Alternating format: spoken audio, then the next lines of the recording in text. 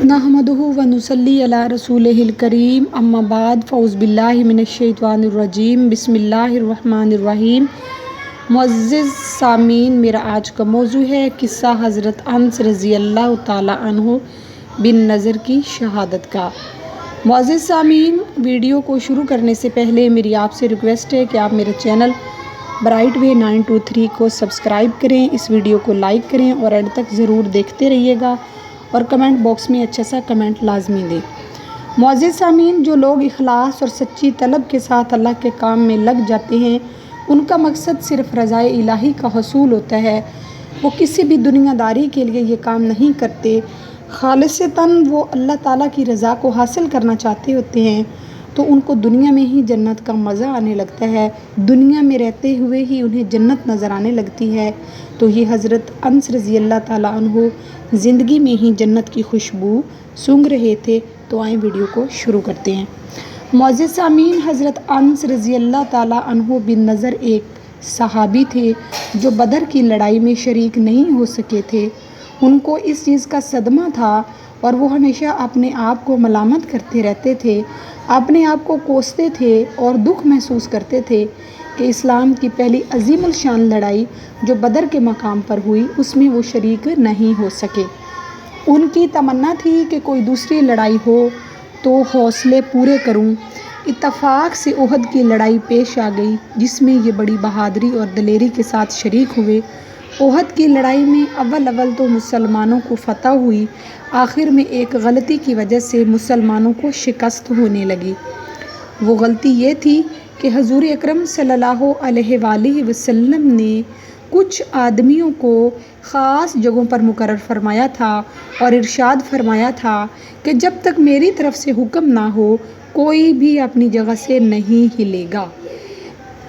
इस दौरान में कुछ लोग अपनी अपनी जगहों पर जो तैनात थे, उन्होंने वहाँ जब तक दुश्मन के हमला आवर होने का अंदेशा था तैनात रहे।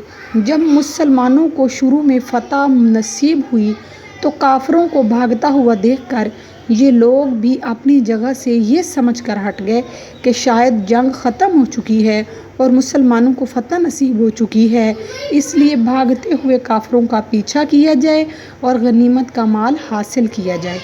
गनीमत का माल इकट्ठा करने के लिए भागते हुए देखकर इस जमात के सरदार ने, जो इनका दस्ते के सरबराह थे, उन्होंने लोगों को वहाँ से मना फरमाया कि हुज़ूर अलैहिस्सलातु वस्सलाम की ममानत थी कि तुम यहाँ से नहीं हटोगे।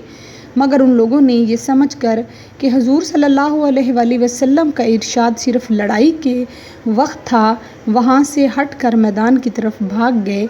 भागते हुए काफिरों ने जब उस जगह को खाली देखा तो उधर से पलटकर हमला कर दिया। मुसलमान बेफिक्री के आलम में थे और इस अचानक हमले का उन्हें कोई इल्म नहीं था। इस अचानक बेखबरी के हमले से वो मगलूब हो गए और दोनों तरफ से काफिरों के बीच में आ गए, जिसकी वजह से इधर उधर परेशानी की हालत में मुसलमान भागने लगे। हज़रत अनस रज़ी अल्लाह ताला अन्हु ने देखा कि सामने से एक दूसरे सहाबी हज़रत साद बिन मुआज़ रज़ी अल्लाह ताला अन्हु आ रहे हैं। उनसे कहा कि ए साद, कहाँ जा रहे हो?